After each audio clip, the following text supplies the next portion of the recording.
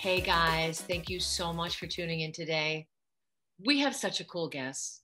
I haven't seen him in a long time, and I can't wait to hang out with him. With over 3,500 episodes of television under his belt, Eric Martsolf has been providing love in the afternoon with NBC Daytime for over the last 18 years. His portrayal of Ethan Winthrop on Passions and currently, for such a long time, Brady Black on Days of Our Lives have resulted in numerous industry accolades. He made daytime history in 2014 by being the first actor to ever win an Emmy in the Best Supporting Actor category for Days of Our Lives. His television credits expand from primetime shows like Extent, NCIS, Rizzoli and Isles, so many more. His musical theater repertoire consists of over 40 productions, including his critically acclaimed role as Pharaoh in the Osmond Broadway tour of Joseph and the Amazing Technicolor Dreamcoat. Fans of the DC Universe will most notably recognize him as Justice League member and futuristic superhero Booster Gold from the CW series Smallville. Please help me welcome Eric Martsolf. Pop yourself on. Hello. There you are. I had to read that bio because that bio is phenomenal. And yeah, it's not too bad. I actually enjoyed it myself. I couldn't believe all those things you said about me. Are they all true? They're all true. But here's what people don't know. I haven't seen you since 2008. And this is my selfish reasons for loving to do these Silver Lining podcasts during COVID, is because Eric, and I might embarrass you by saying this, but he was in you were in my very first scene studies showcase class. And straight after that scene study showcase class, bam, you've been on Soap Star ever since. Do you remember who you did the scene with? Elizabeth, red hair. I was going to say Elizabeth. Elizabeth. She was so cute and so funny and such a good teammate. I was so grateful. I'll never forget the scene. You guys were hilarious. I know you're on a soap, but man, you should be doing a lot of comedy. People don't know this. Anyway, hi. Hi. Oh, it's so good to see you. And you're right. I haven't seen you since. And that's, first of all, let me just say right off the bat, it is ridiculous. I would never encourage actors to get jobs and then just run away and never take class again.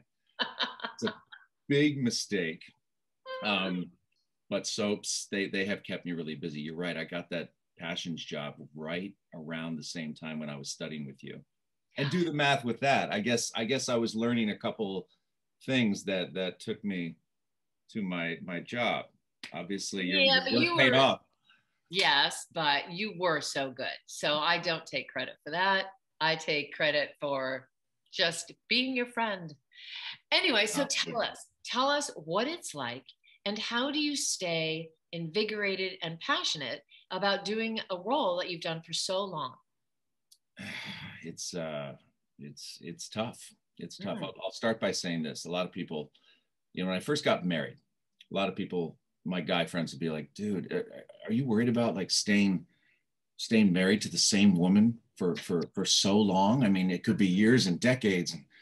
And I like to look at them straight in the face. And I'm like, do you think that I've been married to the same woman all these years? You think that the woman I'm married to now is the same woman that she was when I did? No, I've been dating and I've been married to probably 7 different women. And the reason I'm bringing up this silly metaphor or simile, whatever you want to call it, is because the characters have changed drastically as well. As I've only really portrayed 2 on soaps, but because of daytime drama and the way in which it is and the genre that it is, we go through so many ups and downs. The stories are just crazy and ridiculous. And I went from playing a very Dudley do the right thing kind of guy on Passions to a substance abusing, power driven, still guy that's trying to do the right thing. But I found myself in this deep hole with this character of Brady, who wasn't as layered as I thought he was when I took him on, but he definitely turned into a challenge for me along the way. But yeah, but that's so great. That's what probably keeps the intrigue if you're just, evolving with the growth, but obviously he's become part of you now after so many years. I think that's what, I mean, here we go, but I think that's one of the little nuggets that I think you taught me is the fact that what we have is probably our best arsenal as actors, Mm-hmm. who we got, and it's tapping into there and letting you come out, which is the trick. But when you've been doing it for, I've had the joy of being an employed actor for the last 18 years, almost consecutively. I hopped right from Passions to Days, and I've been with the Peacock for almost 19 years, actually. That's amazing. And you're so lucky and blessed. And I know. And I'm thank you for saying that, because I kick myself in the ass every morning and say, buddy, you're very, very lucky. So and that's why I don't take it for granted. Any day I walk into that hallway and somebody says, here's some lines, go do it on stage, and we're going to put it on television. It needs to be a big deal every day, because there's a hell of a lot of great actors out there that are not getting the opportunities they deserve, especially now during this pandemic. It's just, it's rough. I have friends that are much more talented than I'll ever be, and they're struggling right now. You just never know. You never know. And I think what I'm hearing you say is that the grateful factor has just fueled. And by being in that place, everything else comes into fruition, kind of, don't you think? I mean, being grateful is everything. And I think by being grateful, your heart stays open to all the possibilities of the growth of your character and working with other actors. You get to act every day, mostly every day. I would think that your schedule is every day. What is your schedule? Feels like every day. It's not every day. Yeah. But Days of Our Lives, we were actually the only show that when this whole pandemic hit, we actually had enough episodes in the can. We had 8 to 9 episodes. We were that far ahead. Wow. We had this giant cushion. We were the only show that could air original content throughout the whole time, because we were doing 2 to 3, sometimes 4 episodes a day, which how many pages? As you know, is insane. It's insane. So what is that? How many pages a day is that for an actor? 150 to 200 sometimes. It depends on the material, obviously. But how is it possible? I've had a lot of actors on that are on soaps. I have, casting directors who are on soaps that are on. It is a muscle that it's astounding to me. I just don't know what are the tricks? How do you do it? Well, I thank God that, back in the day when I started, they allowed me to grow. Nowadays, they move at such a high speed that if you don't go in there as a young actor and knock it out of the park immediately and are on your lines. I live in an area, in a realm right now where double takes are frowned upon. They want you to get it the first time out because they want to get out of there at 4:30 because, time is money. Let's get this done, nail it, and get out. So 2 takes and 3 takes, that's the thing of the past. But if you don't nail it, you'll find your character written off pretty quickly. Wow. And I remember when I first got Passions, I had come right from, with the exception of your class, which had a lot to do with me toning everything down. I came off of a Broadway stage. I mean, I came off of Tour, Joseph, which is an over-the-top, opulent musical. And I was performing to Rosie Z every night. And as we know, it's a bad habit for TV to throw that theatrical. And my voice was boisterous, and I wanted to make sure I was heard. And I had a director come down to me the very first day and say, listen, I don't know if you're nervous. And I said, I am. And she's like, okay, that's understandable. But this mic up here, this thing, it's going to pick up everything, like everything. Oh, it will? Like, see, just there. You talk to me. You don't need to talk to me like that.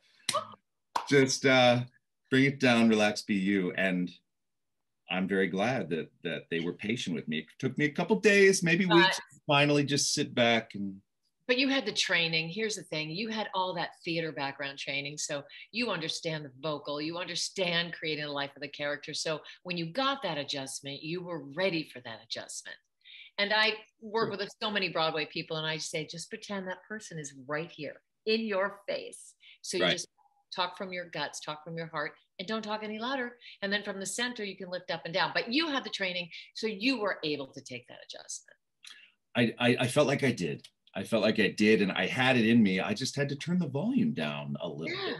and not lose what makes you you, and the reason you get the job, and the reason people want to give you some money to be on cameras, because they think you bring something to this character and to the show that they think is going to be appealing. You don't want to lose that. Mm-hmm. Bring everything down in this and be afraid to emote. Which that is what you probably felt when you first brought it down. Oh yeah, I drove home and I'm like, they don't. I was like, honey, they don't even want me to do anything. Like they just want to sit there and like talk like this and say the words. And that's enough. I laugh because I understand. I understand because I came from theater years ago.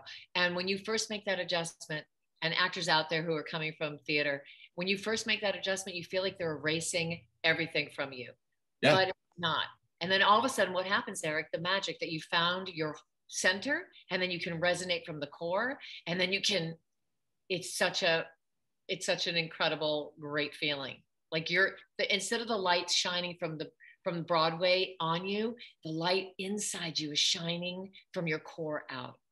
Yeah, exactly. I can't say it any better than that. And when you finally find that comfort zone, yeah, and you can just let yourself be, it's so rewarding. It's such a beautiful thing. And I still prepare my butt off, for my scenes. I got 2 full episodes tomorrow that I'll be pounding it right after I'm done talking to you. But at the same time, there's no nerve. I'm not nervous. I've been in class for almost every day for the last 18 years.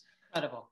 And that's the gift that soaps give to actors. And I find it very silly that there may even be that stigma out there about soap operas, that when you talk about soaps, you talk about them, some people like to talk about them as training grounds. Sure, but I feel like referring to an actor as a soap actor, which I've been called many times in my career, oh, you're a soap actor.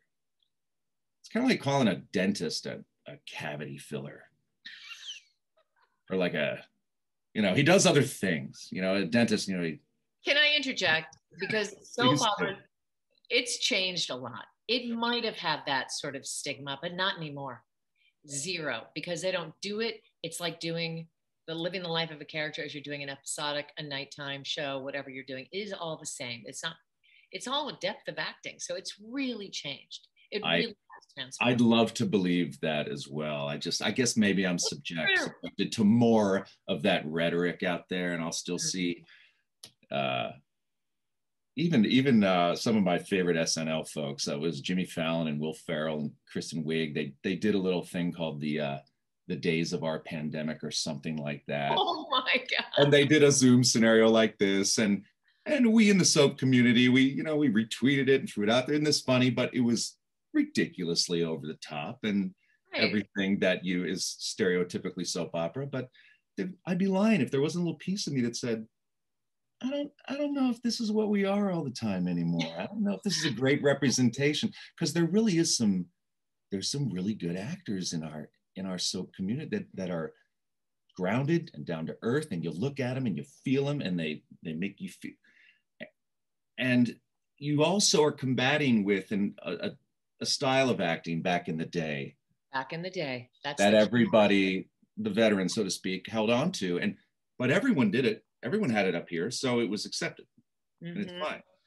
And today you have this interesting dichotomy between people that are a little more rooted and grounded, and you have the performance of others, and then it's an interesting grind. It seems like the thread, it's threading together more and more. I think so. 1000%. Oh my goodness. It's just, by talking to so many people, it really, the core of the work wins out, and it's really changing 1000%. But let me just say this. Do not be insulted by people from Saturday Night Live. Of course, they've got to make it to the extreme, or else it's not going to be their sketchy comedy that they do. I get it. It's hard. No, not insult would be the wrong word. It would be, hey, imitation is the highest form of flattery. I know that. Totally. I'm good with it. All right. So let me ask you this. So you just said you have 2 episodes to do tomorrow. What do you do? Do you lay out all the pages? Do you have a photographic memory? You know the life of the character now. What do you do? Do you walk around your room saying it all out loud a million times, your house?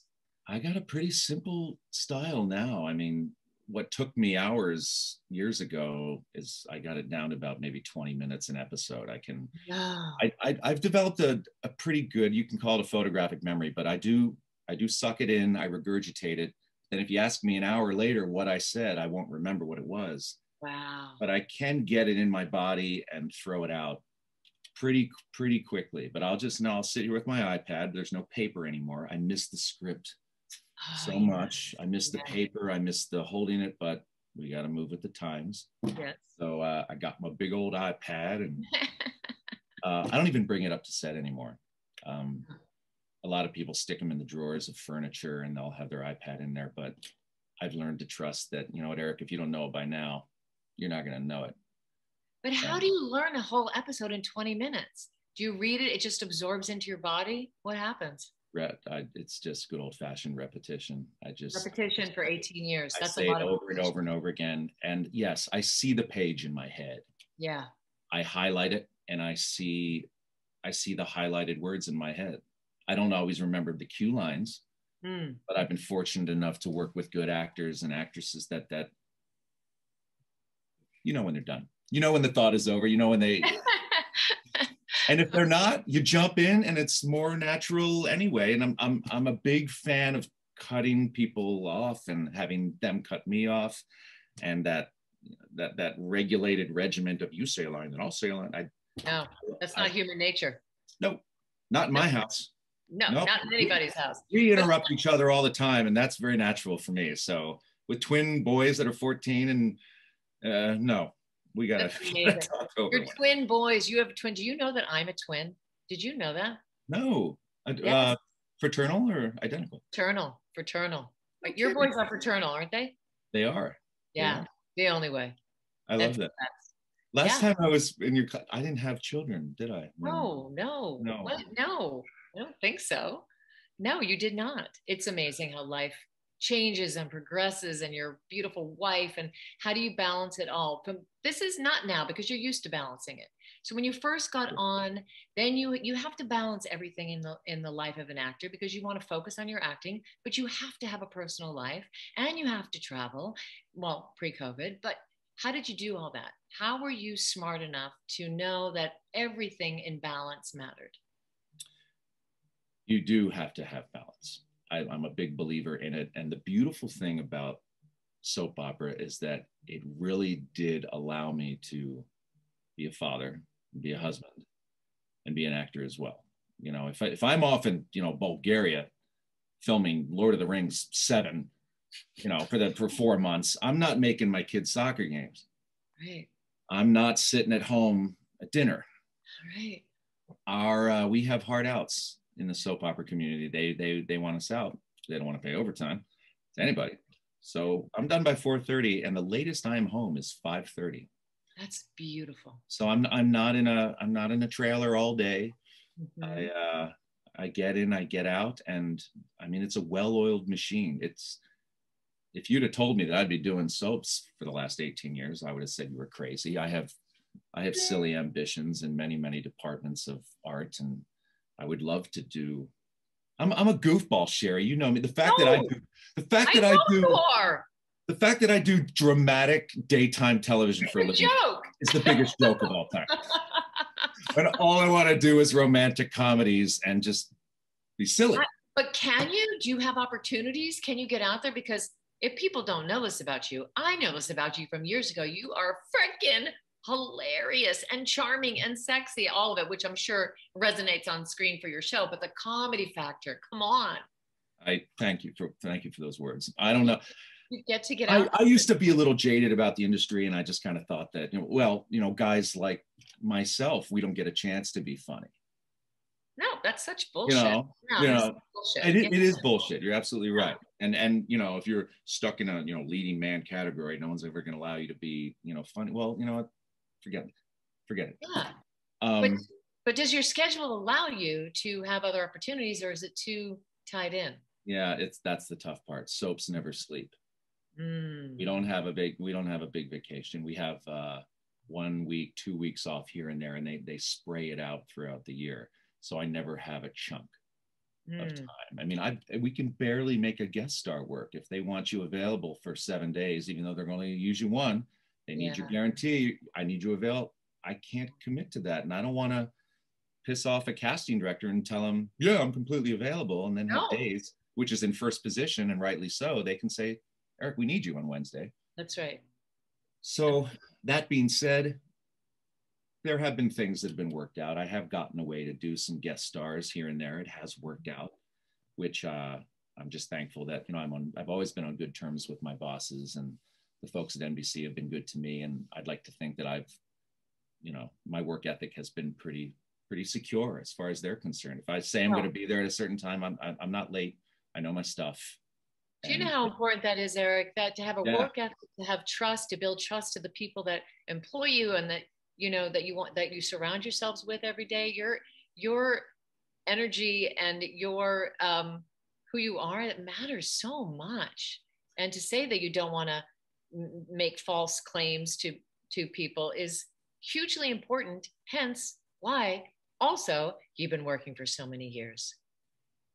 I think it might have something to do with it. I've seen some really talented actors come and go really quickly because of their work ethic, because of their just unwillingness to put the work into the gig that it requires. And I'll tell you what, soaps are not for the weary. You really have to work hard and know your stuff. So it's so important. That is a big message I want to be out there right now, that it is so important to be honorable and trustworthy and have a good attitude and be ready and be on your game at all times. So important. At the end of the day, people, you know, these producers, they want to know that they're going to have a nice day at work. They want to know that things are going to run smoothly, and they love to wake up in the morning and go get their coffee and come to the studio and look at who am I dealing with today, and feel secure and confident that these people are going to bring it, and they're going to be on their stuff, and there's not going to be any dramatic issues. Yeah. It's so important. And when they go on and do other projects, they're going to want to work with people that they enjoy working with, period. It's a small town. You know, it really is. It's small. And the more successful you get, the more freedom that these people have in order to pick and choose who they want on their projects. And they are going to remember the people that showed up on time and knew their lines and were kind to their crew. Stuff like that goes a long way. And I think going through this entertainment industry gracefully should never be belittled. You need to do that.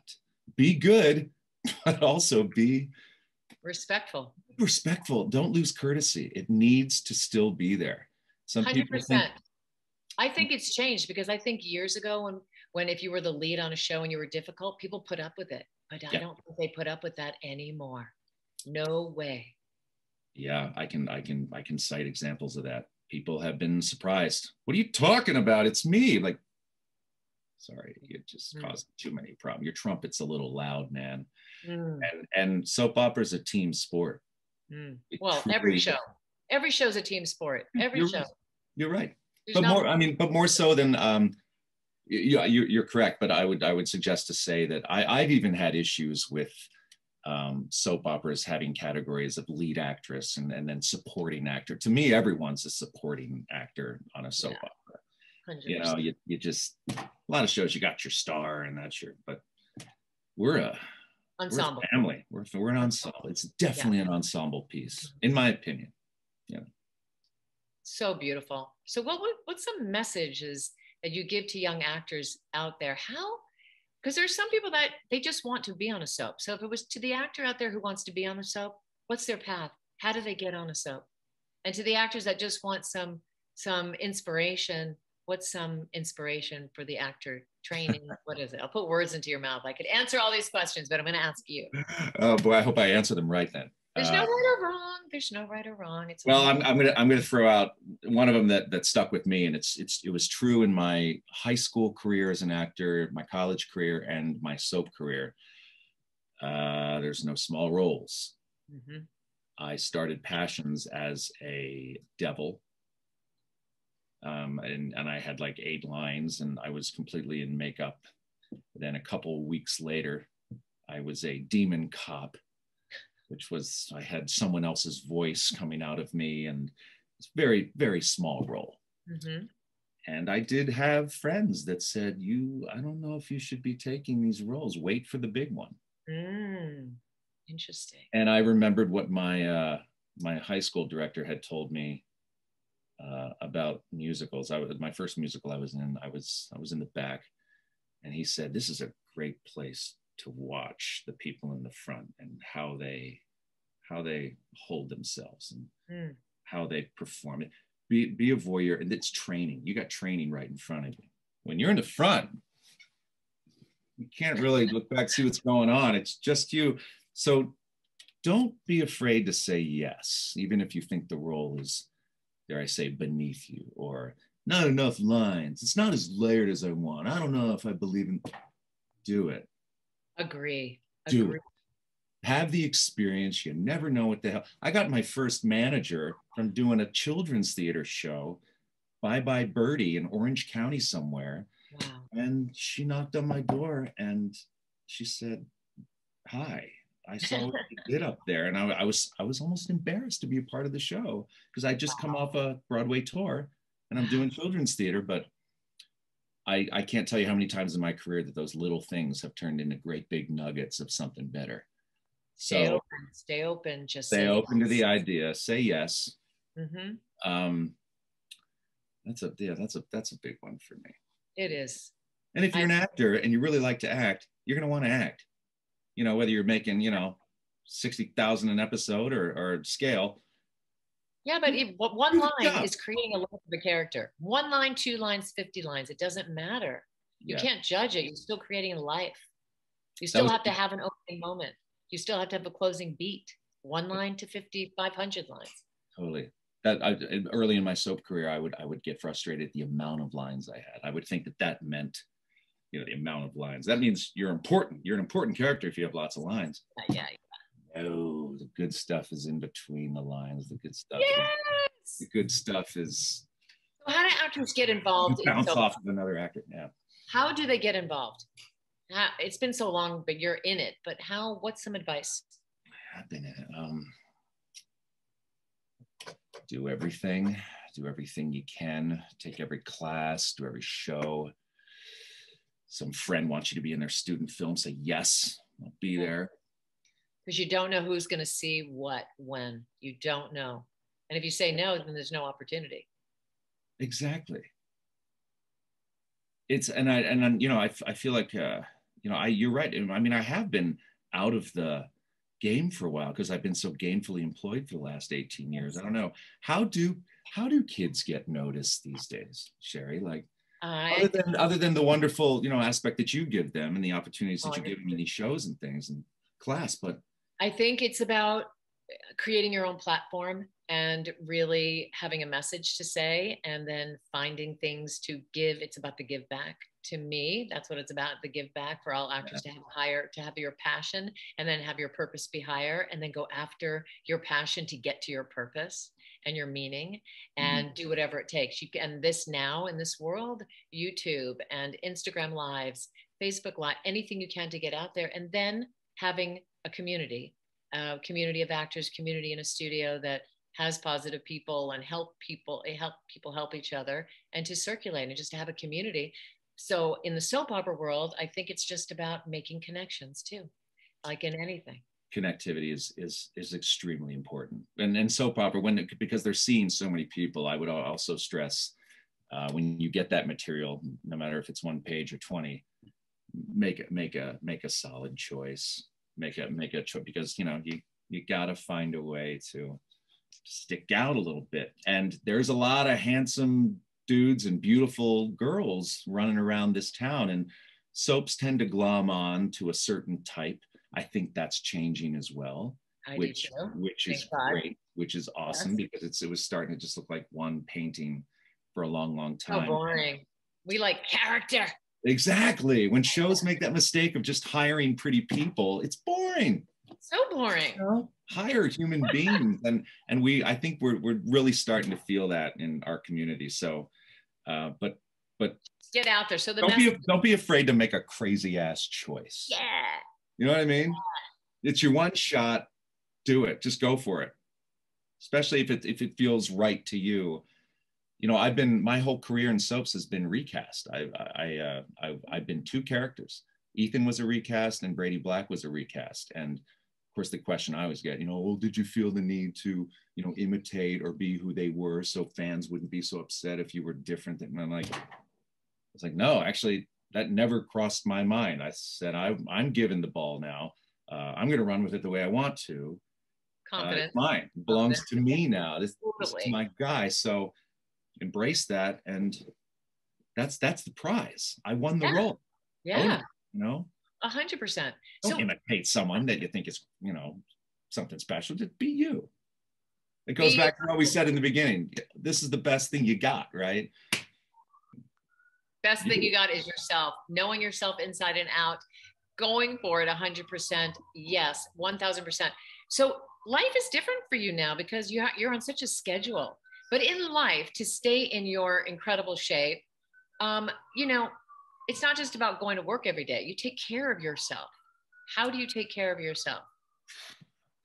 I'm turning 50 this year.